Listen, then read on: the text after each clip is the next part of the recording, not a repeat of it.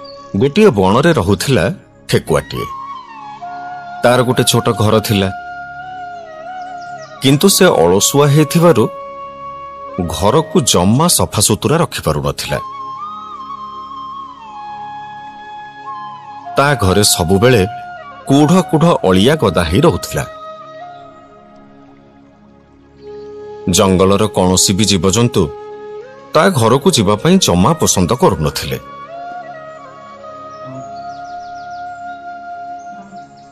ठेकुआटी दिन सारा बाहर बुलुथिला आउ राति हेले फेरुथिला घर को। तेणु से क्लांत ही सोई भी पड़ुथिला। गोटे दिन ता घर को मूसाटीए आसिला। ठेकुआ भाई भल अछ? अरे मो घर को तो दिने काले केही आसंतिनी, आज ये केमिति आसिला? मूसा भाई तमे आसीच कि? हाँ हाँ मु भल अछि, हेले तमे एठी केमिति? कौन करिबी भाई, मो घर काली राति रे भांगी गला, तेणु मते घर टिके आश्रय दियो दया करी। अरे अरे मो पई एटा गोटे भल सुजोग। ये जदि मो पाखरे रहिबो ताले मो घर द्वार सफा सुतरा रहिबो आ मु आराम रे सोई पारिबी, भलरे गंडे खाई पारिबी। ठीक अछि मोर किछि असुविधा नहीं, हेले मोर गोटे शर्त अछि। शर्त माने तमे मो घर द्वार सफा रखिबो। एटा कोन कहिबा कथा? मु एठी रहिबी जते बेले मोर कोन एतिकी दायित्व नहीं? बेस तमे ताले एठी रुह आजिठू। सेई दिनु मूसा आउ ठेकुआ से घरे रहिले। किछि दिन गला, ठेकुआ ता संपर्कीयंक घर को गला आउ गला बेले मूसा को सब कथा भलरे बुझेईकी गला। देख मूसा भाई, मु किछि दिन पाई बंधु घर को जाउछि, मते फेरिबा को पाखापाखी मासटे लागिबो। तेणु तमे राति रे भल करी कबाट बंद करी सोइबो, संध्या सुधा घर को फेरी आसीबो। घर द्वार मने करी सफा रखिबो। तमर कोनोसी संपर्कीय कि सांगसाथी को घर को डाकिबनी। हाउ ठीक अछि, मु तमर सब कथा को मने रखिली, तम कथा मानी की काम करिबी। मु ताहले जाउछि। सत कथा होउछि मूसार कोनोसी सांगसाथी नथिले किंबा केही संपर्कीय भी नथिले, तेणु ता पाखकु केही आसीबार नथिला। तार केवल ठेकुआ कहिथिबा गोटिए कथा मानिबार थिला, ताहा हेला घर को सफा परिष्कार रखिबा। मूसा घर द्वार सफा करिकी पूरा चिकण करदेला। घर द्वार लिपा पोछा करी झोटे चिता भी पकई देला। बाहरु जे देखिला सी कहिला, वाह केते सुंदर घरटे। एमिति गोटाए मास बीतीगला। आउ ठीक मासटीए परे ठेकुआ फेरिला घर को। से विश्वास करि परिलानी जे एटा ता घर बोली।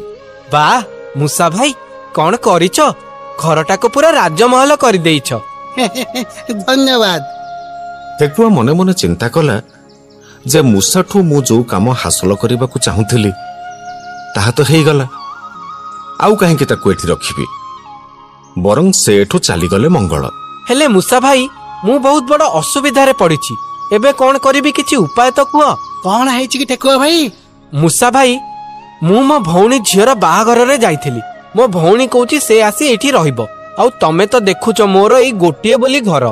तमे मते घर छाड़ीबा पई कहउन त? हाँ मूसा भाई मु तमको ठीक सही कथा कहूची।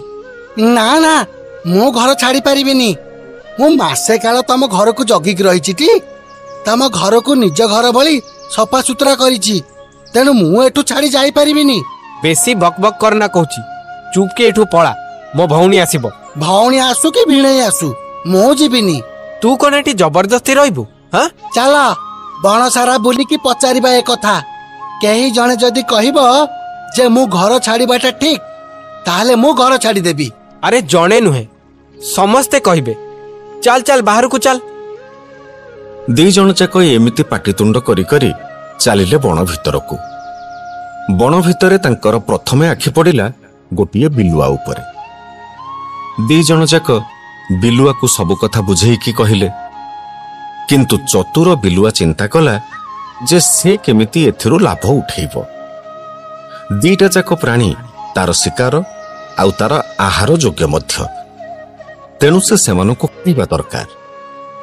सेथिपई बिलुआ मिछरे सोइबार बाहाना कला। मु तम कथा सुनिली जे, हेले मते बहुत निद लागुछि मो। ମୁଁ ନ୍ୟାୟ କରିପାରିବିନି। ହଉ ମୁଁ ତାହେଲେ ବିଞ୍ଚି ଦଉଛି, ତମେ ଶୋଇପଡ, ଉଠିଲେ ନ୍ୟାୟ କରିବ। ବିଲୁଆ ଜାଣି ଶୁଣି ଆଖି ବୁଜିଦେଲା ଆଉ ତାଙ୍କ କଥାକୁ ଶୁଣିଲା। କିଛି ସମୟ ଯିବା ପରେ ବିଲୁଆ ଉଠିଲା ଆଉ କହିଲା, ନିଦ ଭାଙ୍ଗିଲା ଯେ ମତେ ଜୋର ଭୋକ ଲାଗୁଛି। କଣ ଖାଇବ କହୁନ, ମୁଁ ଆଣିଦେବି। ଏତିକି କଥା ଶୁଣିବା ପରେ ବିଲୁଆ ଫଟକି ଠେକୁଆ ଆଉ ମୂଷାକୁ ଦି ହାତରେ ମାଡ଼ି ବସିଲା ଆଉ ତାଙ୍କୁ ଖାଇବା ପାଇଁ ଉଦ୍ୟମ କଲା। ଇଏ କଣ କରୁଛ ବିଲୁଆ ଭାଇ ତମେ? ଆମେ ମୁଁ ଜାଣିଗଲି ତମେ ଦି ଜଣ କେହି କାହାକୁ ଭଲ ପାଅନି, ତେଣୁ ଜଣକୁ ଖାଇଲେ ଆର ଜଣକ ବିରୋଧ ବି କରିବନି। ଠିକ୍ ଏତିକି ବେଳକୁ ମୂଷା ମୁଣ୍ଡକୁ ଗୋଟାଏ ବୁଦ୍ଧି ଜୁଟିଲା। ସେ ନିଜକୁ ବଞ୍ଚେଇବାକୁ ଯାଇ ବିଲୁଆକୁ ଡରେଇଦେଲା। ଏଇଠି ସେପଟରୁ ବାଘ ମାମୁଁ ଆସିଲାଣି। ବାଘ ମାମୁଁ କଥା ଶୁଣି ବିଲୁଆ ଦି ଜଣଙ୍କୁ ଫୋପାଡ଼ି ଦେଇ ଜୀବନ ବିକଳରେ ଦୌଡ଼ିକି ବଣ ଭିତରକୁ ପଶିଗଲା। ମୂଷା ଏବଂ ଠେକୁଆ ଆସି ଘରେ ପହଞ୍ଚିଲେ।